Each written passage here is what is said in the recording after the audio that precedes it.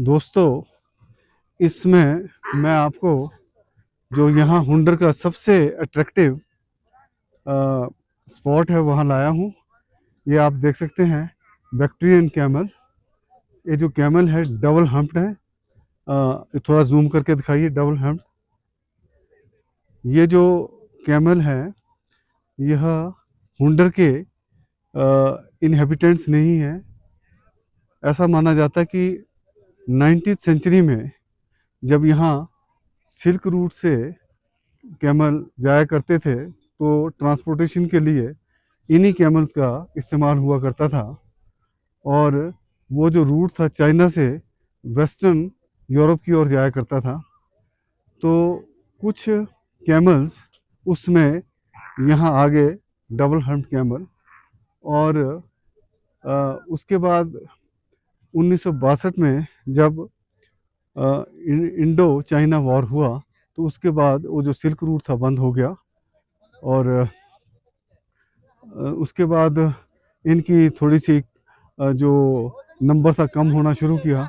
लेकिन क्योंकि यह कैमल बहुत ही उपयोगी हैं, जो पर्यटक हैं इस पर राइड करते हैं और सफारी भी इनसे की जाती है, सफारी के लिए भी इस्तेमाल होते हैं।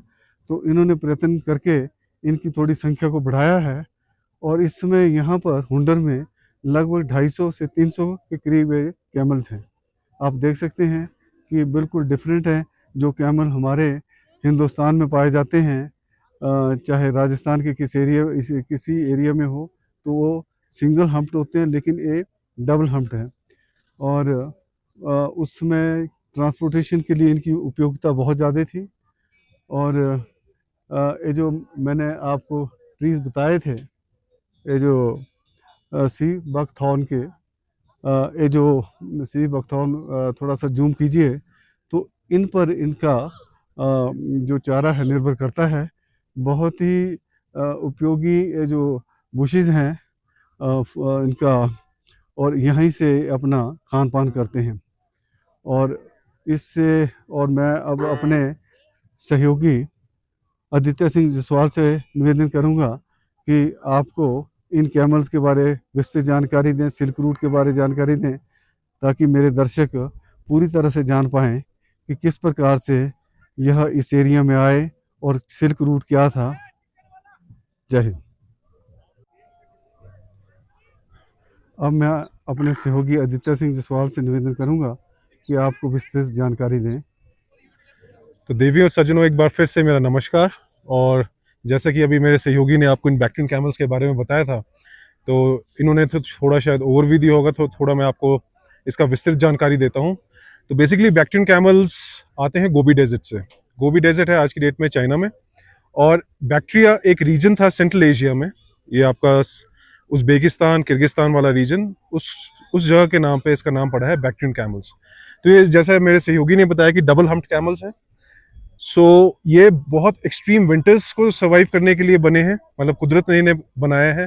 और एक्सट्रीम समर्स को भी ये इनफैक्ट सर्वाइव कर जाते हैं। समर्स में ये अपना जो वूल है, जो हेयरी क्लॉथ है इनके ऊपर आता है, वो सारा गिरा देते हैं। और साथ ही साथ जब आपका ऑटम आता है तो इनके ऊपर वापस वो जो बाल हैं वापस आ जाते हैं। They can survive up to -40 and in summers they can even go up to and survive in +40 degree Celsius. और डबल हम्प्ड का ये जो जैसे देखिए, जो आपको अगर जूम करके दिखाएं, इसका जो मेन फंडा है वो ये है कि इसमें ये फैट स्टोर करते हैं। तो जब इनके पास खाना पीना कम होता है, when there is lack of food, तो that is when they use their fats in their from their humps, और इसको ये अपने बॉडी में प्रोसेस करते हैं। साथ ही साथ बहुत ही ट्रेडिशनल ये एक रूट था, ये सिल्क रूट जिसे कहते हैं। तो सिल्क रूट बेसिकली 1500 साल पुराना रूट था, that extended from eastern part of the China and went all the way to Turkey. दो किस्म के सिल्क रूट्स थे, एक लैंड बेस्ड था, लैंड बेस्ड वाला चाइना से चलता था और टर्की जाता था, और एक ओशन बेस्ड था, वो भी आपका समुद्र से चलता था, चाइना के ईस्ट कोस्ट से, and it went all the way up to I think Mediterranean. लेकिन ओशन बेस्ड में कई महीने लग जाते थे, तो इसलिए ये लैंड बेस्ड प्रेफर किया जाता था। तो उस समय कई 100 साल पहले, 1500 साल पहले, शायद हान डायनेस्टी थी, उन्होंने ये सब कॉन्सेप्ट शुरू किया था। तो उस समय यही एक मीन्स ऑफ ट्रांसपोर्टेशन थे बैक्टीरियन कैमल्स, तो इनका इस्तेमाल किया जाता था। और सिंस ये जो लद्दाख वाला रीजन है, काराकोरम रेंज, ये पामीर नॉट के इर्द गिर्द से होके गुजरती है। तो this is part of a very strategic route that was part of the silk route. तो यहाँ से भी होके जाया करते थे कैमल्स, लोग अपने कारवां जाते थे। और सबसे बड़ी बात, इसको सिल्क रूट इसलिए कहा जाता है क्योंकि जो सबसे प्रेशियस कमोडिटी जो ट्रेड होती थी, इसमें गन पाउडर भी होता था, चिलीज भी होती थी, पेपर भी होता था, सिल्क भी होता था, कई और चीज होती थी, लेकिन जो सबसे इंपॉर्टेंट जो आइटम ट्रेड की जाती थी that was silk. So that was why it was called as named as silk route. अगर गन पाउडर उस समय ज्यादा महंगा होता तो शायद उसका नाम गन पाउडर रूट हो जाता, या फिर पेपर अगर उस समय ज्यादा महंगा होता तो शायद पेपर रूट होता। बट सिल्क उस समय सबसे ज्यादा इंपॉर्टेंट कमोडिटी थी, जिसे हम हिंदी में रेशम भी कहते हैं। तो इसलिए silk, that's why it is called as silk route. Multiple location से इसका रास्ता निकलता था। Modern Afghanistan, Uzbekistan, Kyrgyzstan, Kazakhstan भी शायद इसमें इंक्लूडेड था, बाकी मंगोलिया। जब आपका गेंगिस खान था, जिसे काफ़ी बड़ा आज तक का फाइनेस्ट वॉरलॉर्ड कहा जाता है, जिसने almost half of the Europe conquer कर लिया था, उसने सिल्क रूट को बहुत प्रिजर्व किया और बहुत ज़्यादा इसका प्रमोशन भी किया। उसके बाद धीरे धीरे इट स्टार्टेड फेडिंग हुए, क्योंकि इसमें लुटेरे वगैरह बहुत आ गए थे। और ख़ासतौर पे ये जो उज़्बेकिस्तान वाला रीजन है, हमारे से ज़्यादा दूर नहीं है। कल को अगर जब हमारा पाकिस्तान ऑक्युपाइड जम्मू कश्मीर का गिलगित बल्तिस्तान हमारे पास आ जाएगा, तो वो उज़्बेकिस्तान भी हमारे बहुत नज़दीक होगा। तो वहाँ के बहुत लुटेरे इस रूट पे आते थे और लोगों को लूटते चले जाते थे। कई महीने लगते थे यहाँ से ट्रैवल करने में। अगर आप टर्की से आ रहे हैं अपना सामान ले जाने के लिए चाइना तक, तो it use to take a lot of time, कई महीने। तो इसलिए ये कैमल्स आज की डेट में यहाँ हैं, और इनका आज की डेट में टूरिज्म पर्पस के लिए ये सब यूज़ किए जा रहे हैं। So that is all I have to add. बाकी कोई और आपको कोई गिला शिकवा या कोई प्रश्न होंगे तो please add ask them down in the comments and will try to answer them. Thank you so much. दोस्तों देखिए, अभी आपने अभी का जो सवाल से बहुत ही विस्तृत जानकारी ली इन बैक्टीरियन कैमल के बारे में। इन्होंने बताया कि सिल्क रूट क्या है, क्यों इसका नाम पड़ा, और किस प्रकार से कब ये सिल्क रूट शुरू हुआ, और ये जो डबल हम्प है उसका क्या सिग्निफिकेंस है। इन्होंने बताया कि इसमें फैट्स जमा कर लेते हैं, और जब इनको फूड की कमी हो जाती है तो उस फैट को यूज़ करते हैं। और देखिए, मैं आपको ये बताना चाहूँगा कि वो देखो सफारी भी चली है, वो देखिए Bactrian camels safari, Bactrian camels safari. वो देखिए एक लाइन में कितने ऊँट आ रहे हैं। तो यहाँ की मेन अट्रैक्शन है, और बिना नुब्रा वैली आए या हुंडर आए, आपकी जो लद्दाख रीजन की यात्रा कंप्लीट नहीं मानी जाती।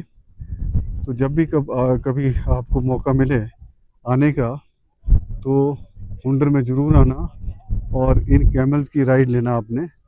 देखो कितने शांत है ये, देखिए, और स्ट्रक्चर इनका बिल्कुल डिफरेंट है।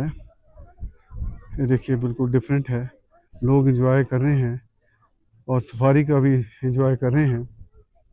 और आज मौसम बहुत अच्छा है। यहाँ सैंड ड्यून फेस्टिवल भी चला है, इससे भी पर्यटक काफ़ी अधिक संख्या में आए हुए हैं। देखिए चहल पहल है हर तरफ, ये देखिए।